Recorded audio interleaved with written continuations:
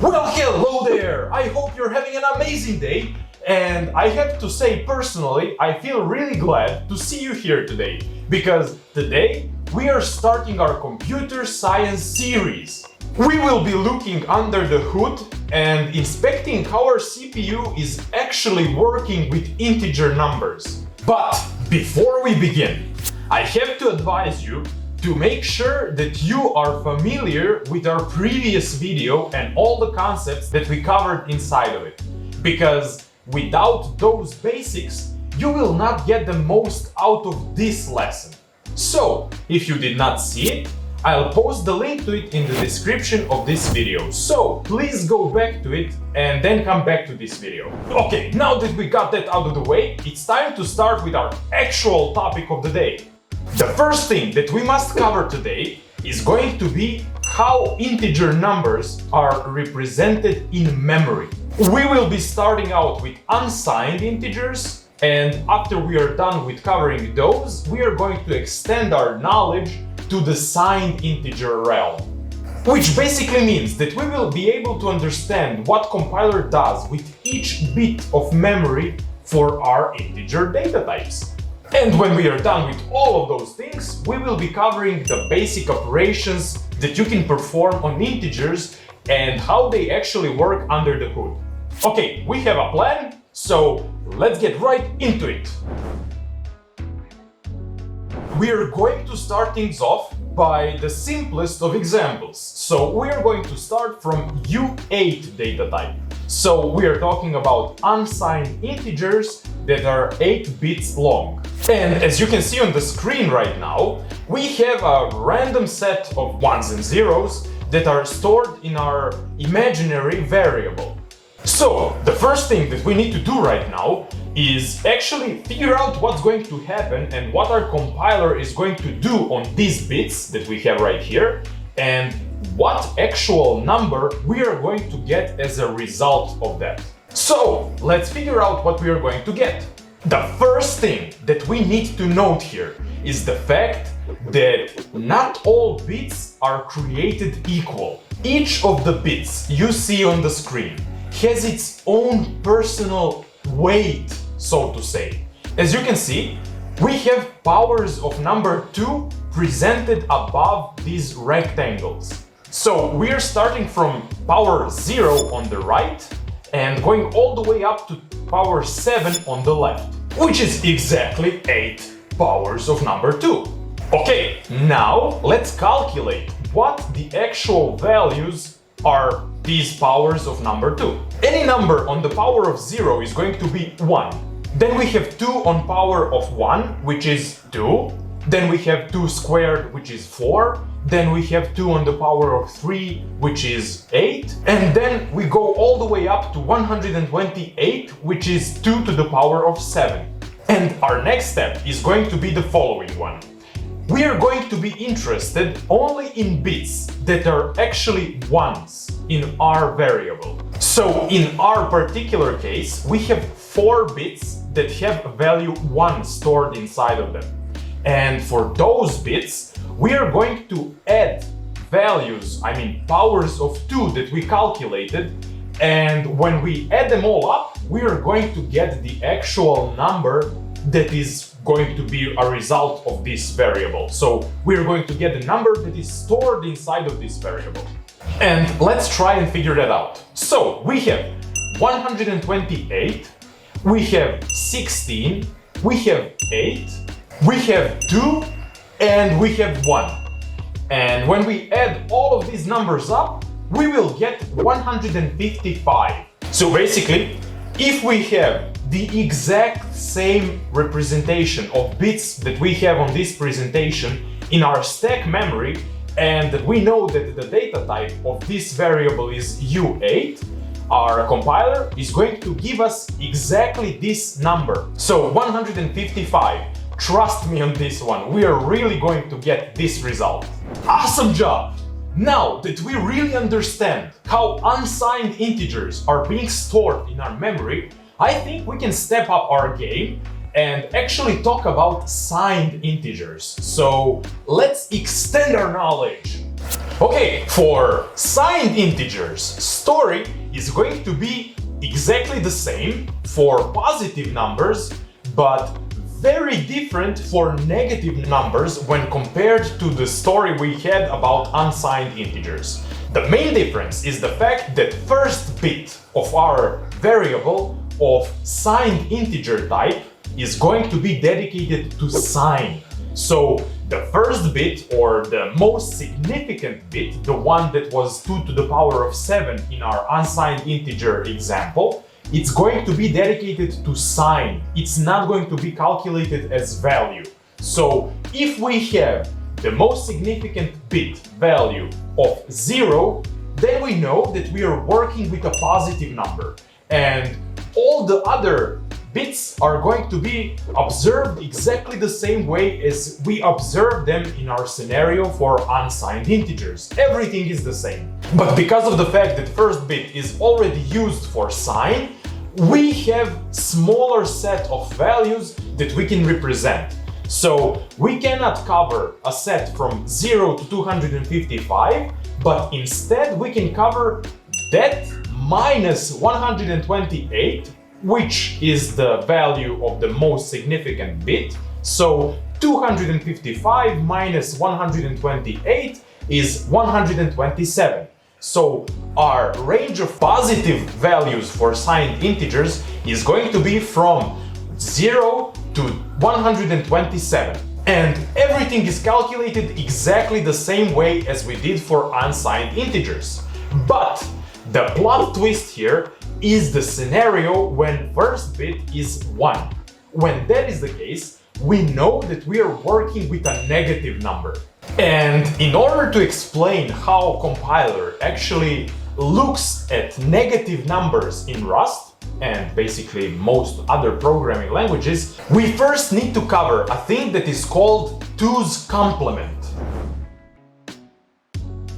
Okay, to explain the concept of 2's complement, we are going to be using a simpler example. Because first we want to understand how things actually work and how this algorithm, so to say, is being used, and then we're going to extend it to our previous example.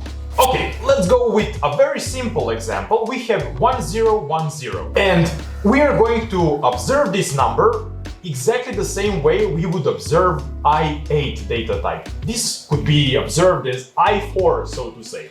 So we know that our first bit is 1, which means that this number is going to be negative. And when that is the case, the easiest way to calculate which number this actually is, we want to just use that number of highest significance. In our case, it's 2 to the power of 3, which is 8, and observe it as a negative value. So minus 8 in this case. And then all other values that are ones, we just add to this number. And in this example, we have only one more 1 in our set of bits. And that one is 2 to the power of 1, which is 2. And when we add 2 to minus 8, we get minus 6, which is actually the value which this set of bits represents. And now, to fully understand this concept, we are going to do something different. We are going to convert number 6, so positive number 6, into its negative counterpart.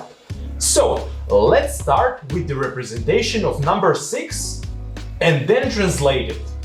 To do this, let's first see how number 6 is represented with 4 bits. And you probably already can figure this out. We are going to start adding powers of number 2 until we get number 6. We need 2 plus 4. And 2 is 2 to the power of 1, and 4 is 2 to the power of 2. So when we add these two, we get 6. So we will get 0, 1, 1, 0. And now the question arises how to actually transform this into minus 6. To do this using 2's complement algorithm, we first need to invert all bits. So inverting bits means that if we have 1, we are going to remove it and replace it with a 0, and if we have 0, we are going to remove it and replace it with a 1.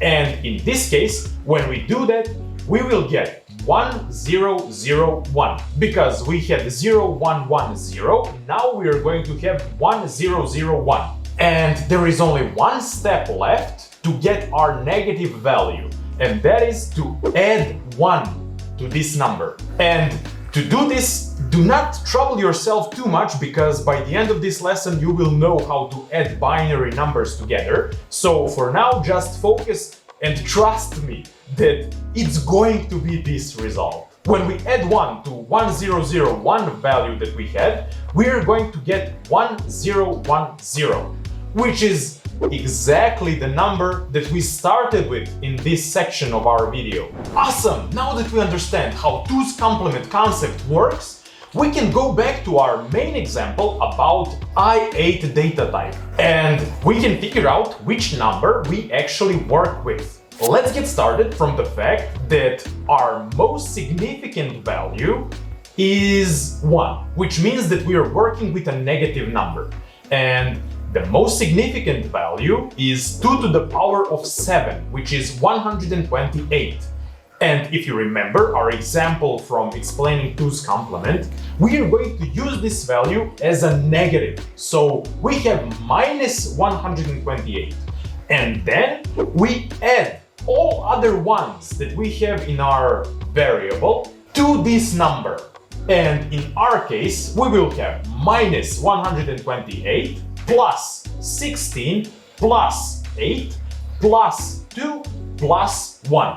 And voila! We get minus 101. And now I think that you can see that we are actually getting a very different result based only on the fact that we are using a different data type. Because for this exact set of bits, we were getting 155 for unsigned integer. And now for signed, we get minus 101. And now, ladies and gentlemen, the final part of our show today is going to be dedicated to basic operations on integer data types. In our case, we are going to cover adding 2 numbers up. And while we are doing this, I want you to have in mind 2 things, 2 main things that you should always have in mind. The first one is the fact that we are always going from right to left. And the second one is going to be the fact that you should always remember your carry bits. So carry bits are basically bits that we have when we have an overflow. So when we add 1 and 1, we are going to get a 0 as a result, but we will also have 1 as a carry bit. It's not complicated, trust me, you will see in practice it's really straightforward. Okay, we have our 2 values that are stored in memory. And when we add them together, we are going to see that so basically we have numbers 91 and 31. So when we add them together, we should get 122. So let's get started. So the first rule that we mentioned, we are going from right to left. So in the first bit location, we have 2 1s. So for both values, we have number 1.